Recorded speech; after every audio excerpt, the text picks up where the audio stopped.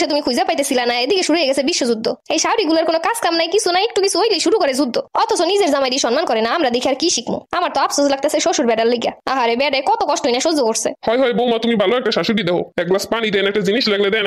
আমার লুঙ্গিটা খুঁজা পাই না, খালি লুঙ্গিটা খুঁজা পাই না। প্রত্যেক দিন মনে হয় লুঙ্গি খুঁজা দেওয়ান লাগবো, খুঁজা লইতে পারো না। কি কাম হারতে কি হাঙ্গা দিন লাগে, কাম দর বের হয়ে যাবে, হাঙ্গা দিন যে কি পুটুর পুটুর হরে রান্নাঘরের মধ্যে এটাই বুঝি না। না আম্মা জান, আমি কিচ্ছু করি না। আমরা কাম হরছি মেশিন ফেল, একটা কাম হরি উঠে আর একটা কাম। একটু জিরাইনে সময় পাই না, একটু বয়নে সময় পাই না, একটু শোয়নে সময় পাই না।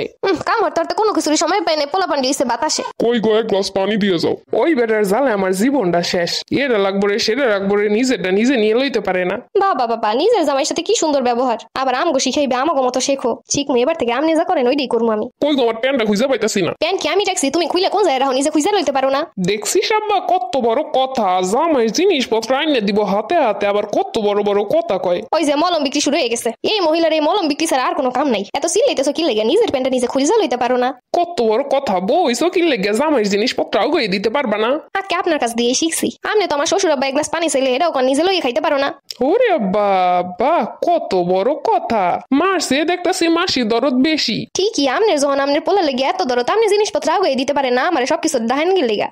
আব্বা তুই কিছু কষ্ট না গিলে গা, তোমরা এখন থামো তো, আমার জিনিস আমি খুঁজে লম, ঝামেলা করে না তো। ওরে স্যামরা, বউর পক্ষ নেতে আসো এখন। এই রমের বউ এলে কানে নিচে একখান মারতো হাওড়ির মোহের উপরে কথা কয়। কই আমি তো এখনো মারতে পারলাম না। তুমি হানা স্কিল লেগা এমনি দিয়ে এক গ্লাস পানি উই দেখাইতে পারো না, সব বলে বলে আমার দিয়ে করোনা লাগে। দেশো একদিনও ঠিকই তো চাই, কোনো কিছু তো দেও না, সব কথার যা মিটে দাও। হয় হ্যাঁ আব্বা, আমি একটা বিয়ে করাই দেবো। ওরে শাকচুন্নি, তোর মনে কত শয়তানি, তুই আমার স্বামীরে কই সব কথা। কেন আম্মা, আপনি যখন আমার জামাই দেখুন কিছু হইলি এই রমের বউ আননের উচিত আসলে না? মাইয়ের কি অভাব আছে এখনো? তার শ্বশুর আব্বার মনের মতো হইতেছে না, আপনি এখন একটা হারে বিয়ে করাই দিলে সমস্যা কি? হয় হয় বৌমা, আমি রাজি। ওরে বুঝা, তোর পিছনে আমি সারা জীবনটা যৌবনটা শেষ করলাম। আমার জীবনটা কি বাহির রাখছো কিছু? আমি সব সহ্য করে দিতেছি এতগুলো বছর ধরে, খালি বড় বড় পোলা পান বউ সামনে মুখ ফুটে কিছু কইতে পারি না।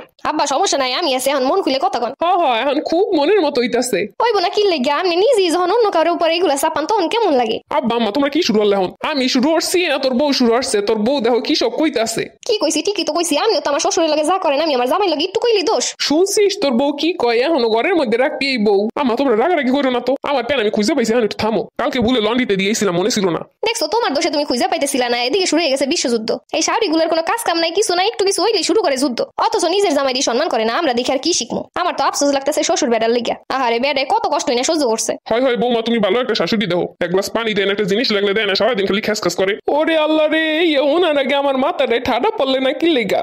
এগুলো খুব লাগতেছে, আর উনি যখন আমারে কয় তখন আমার কোথাও লাগে না।